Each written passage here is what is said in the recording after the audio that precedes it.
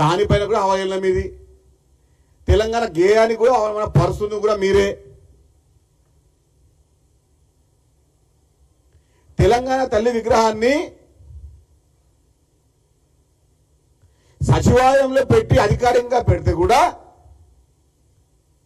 దానికి కూడా ఏడ్చేది కూడా మీరే. నిన్న స్టేజ్ పైన కూర్చున్నాడు తలసాని శ్రీనివాస్ యాదవ్తో. తలసాని శ్రీనివాస్ యాదవ్ తెలంగాణకు ఏం సంబంధం అండి?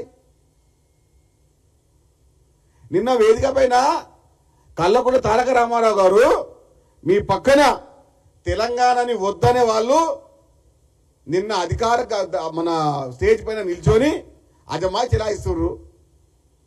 మర్చిపోయిర్రా? 2014లో తలసాని శ్రీనివాస్ యాదవ్ గారు ఏం మాట్లాడిరో మర్చిపోయిర్రా? అప్పుడే కల్వకుంట్ల తారక రామారావు గారు ఇక నీ డ్రామాలు ఆపు, ఇంకెన్ని రోజులు నువ్వు చెట్టు పేరు చెప్పి కాయలు అమ్ముకుంటావు?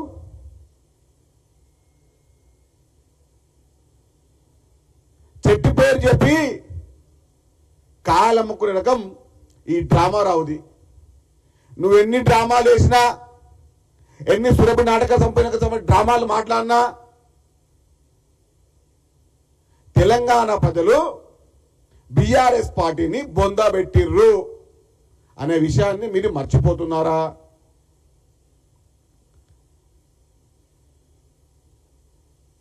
రాజకీయాలు చేయడానికి 2014 నుంచి 23 వరకు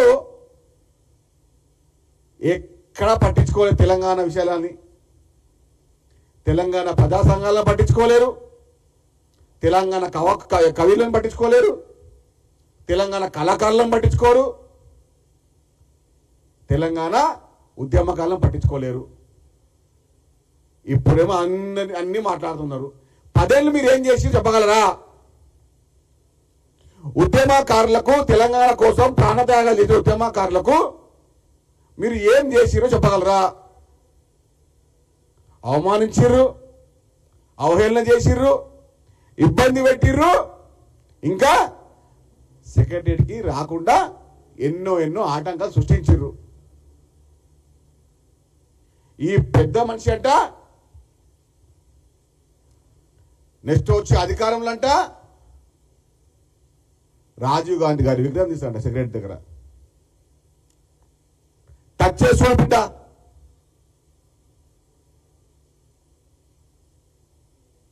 నీకు దమ్ము ధైర్యం ఉంటే రాజీవ్ గాంధీ గారి విగ్రహం టచ్ చేసి చూడు. నువ్వు ప్రతి కాంగ్రెస్ పార్టీ కార్యకర్త మానవబాంబు అవుతాడు. నీకు దమ్ము ధైర్యం ఉంటే కల్వకుంట్ల తారక రామారావు, నీకు దమ్ము ధైర్యం ఉంటే రాజీవ్ గాంధీ గారి విగ్రహం టచ్ చేసి చూడు. వాళ్ళ కుటుంబం గురించి నువ్వు మాట్లాడేది. నువ్వేంత, నీ స్థాయి ఎంత? వస్తుంది డిసెంబర్ 3, ఇంక 2 రోజుల్లో. 2 సంవత్సరాలు మీ అహంకార పాలనని బొందబెట్టిన రోజు, మీ దుర్మార్గ పాలనని రేవంత్ రెడ్డి గారు బొందబెట్టిన రోజు, మీ దొర పాలనని సమాధి కట్టిన రోజు డిసెంబర్ 3, 2023 రాబోతుంది. గతం మర్చిపోతే ఎట్లా? తెలంగాణ ప్రజానీకం, తెలంగాణ యువత, తెలంగాణ నిరుద్యోగులు, తెలంగాణ ఉద్యోగ సంఘాలు, తెలంగాణ యావత్ ప్రజానీకం గ్రామ గ్రామాన బీఆర్ఎస్ పార్టీని బొందబెట్టిన రోజు.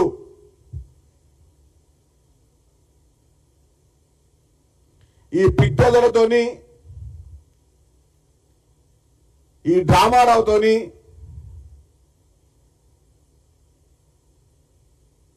ఎవ్వరు కూడా బీఆర్ఎస్ పార్టీలా సుఖంగా లేరు. ఈ మాట చిల్లర మాటలు, చిల్లర చేష్టలు కాంగ్రెస్ పార్టీ గురించి కానీ రేవంత్ రెడ్డి గారి గురించి కానీ మాట్లాడే కనీస అర్హత మీకుందా? కల్వకుంట్ల రామారావు గారు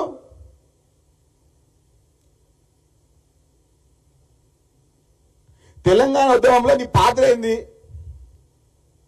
ఒక్కసారి చెప్పగలుగుతావా? నేను కల్వకుంట్ల తారక రామారావు సన్నావు, కల్వకుంట్ల చంద్రశేఖరరావు తప్ప ఇంకేమన్నా నీ పాత్ర ఉందా? లేదు. నేను 2002లో పార్టీ ఉన్నప్పుడు అప్పుడు ఎక్కడ నువ్వు? అప్పుడు కూడా లేవు. అధికారంలోకి వస్తుంది కదా అని వచ్చేసి ఎమ్మెల్యే గెలిచేసి ఇప్పుడు తెలంగాణ ఉద్యమాన్ని నేను కాపాడినా, తెలంగాణ ఉద్యమం నాతోనే అయింది అని మాటలు మాట్లాడే తారక రామారావు గారు మీ మతి పూర్తిగా దొబ్బింది. ఇక చిల్లర మాటలు మానేసాయి, ఈ పిట్టల మాటలు మానేసాయి.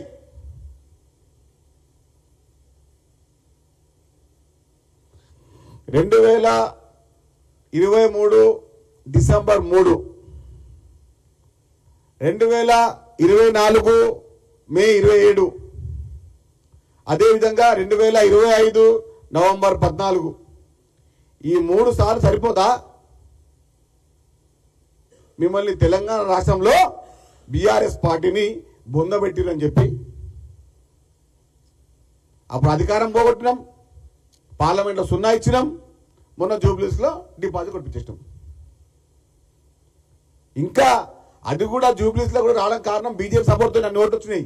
బీఆర్ఎస్ పార్టీకి బీజేపీ సపోర్ట్ చేయకపోతే వాళ్ళకంత సీన్ లేదు అక్కడ బీఆర్ఎస్కి.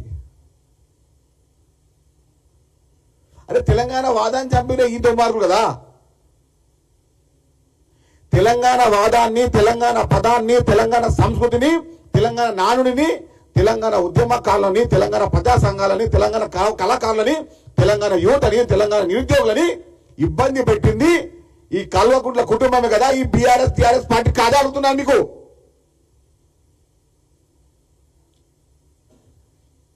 ఎంతమంది మీరు ఉద్యమకారులని మీరు చెప్పండి.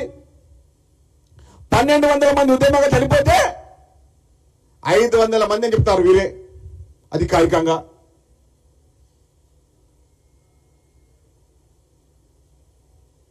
శ్రీకాంతాచారి వారి తల్లిని అవమానించింది ఎవరు? తెలంగాణ కోసం చనిపోయినటువంటి శ్రీకాంతాచారి వారి తల్లి శంకరమ్మను అవమానించింది ఎవరు? ఈ టీఆర్ఎస్, ఈ బీఆర్ఎస్ పార్టీ కాదా? ఈ కల్వకుంట్ల కుటుంబం కాదా? గద్దర్ని అవమానించింది ఎవరు?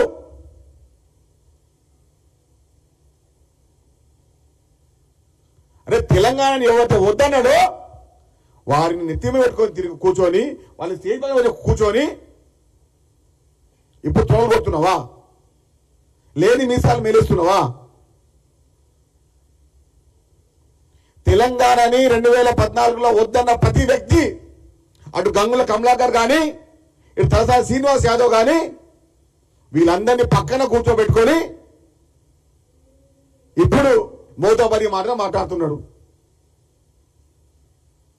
ఆయన తలసాని శ్రీనివాస్ యాదవ్ ఆయన పుట్టిందే టీఆర్ఎస్ మాట్లాడతాడు. ఆయన కూడా వామ్మో నేను చూస్తుంటే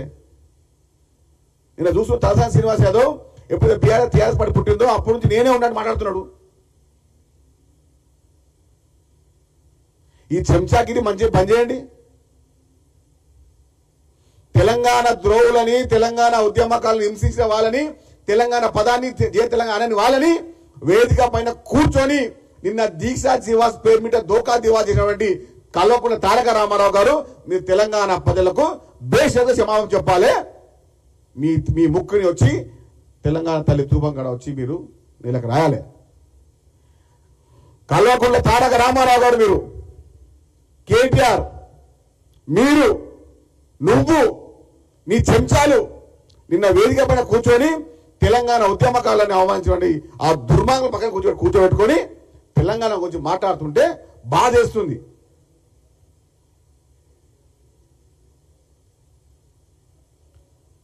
నిన్న దీక్షా దివాస్ మీద దోకా దివాస్ తీసుకొచ్చి ఇప్పుడు వచ్చి మాట్లాడుతూ ఉన్నారు.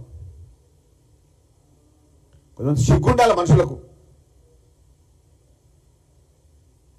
ఆ నెత్తుల్లో పౌరుషం లేదా?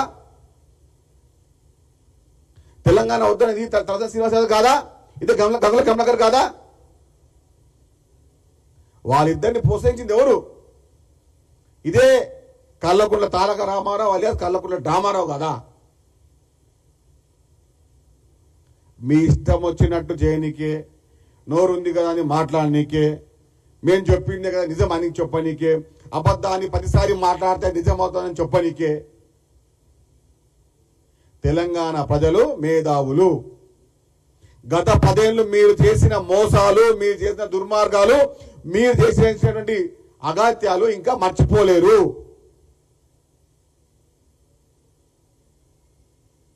కల్వకుంట్ల రాజ్యాంగం నుంచి ప్రజాపాలన వచ్చింది. వాళ్ళ యొక్క చెర నుంచి తెలంగాణ రాష్ట్రం 2023 డిసెంబర్ 3న విముక్తి అయింది. కల్వకుంట్ల కబంధ హస్తాల నుంచి 2023 డిసెంబర్ 3న తెలంగాణ రాష్ట్రం విముక్తి అయింది. మీలాంటి దుర్మార్గులని 100 లోతుల్లో గోతుల్లోకి బొందబెట్టే సమయాన్ని ఇంకా దగ్గరలో ఉంది. మర్చిపోకండి. కల్వకుంట్ల తారక రామారావు గారు, మీ చెంచాలు కూడా మర్చిపోకండి. వచ్చే సర్పంచ్ ఎన్నికల్లో కానీ, పంచాయతీ ఎన్నికల్లో కానీ, కౌన్సిలర్ ఎన్నికల్లో కూడా మీ పార్టీని 100 లోతుల్లో గోతుల్లోకి బొందబెట్టనీకే తెలంగాణ ప్రజానీకం సిద్ధంగా ఉంది. తెలంగాణ పదాన్ని చంపినందుకు, తెలంగాణ ఒక వాదాన్ని చంపినందుకు మీరు బేషరతుగా తెలంగాణ ప్రజానీకానికి క్షమాపణ చెప్పాలి. తెలంగాణ పదాన్ని మాట్లాడే నైతిక హక్కు మీకు లేదు. బీఆర్ఎస్ పార్టీ ఎందుకు పుట్టిందో, టీఆర్ఎస్ ని ఎందుకు చంపారో అది చెప్పండి తెలంగాణ ప్రజలకు మీరు.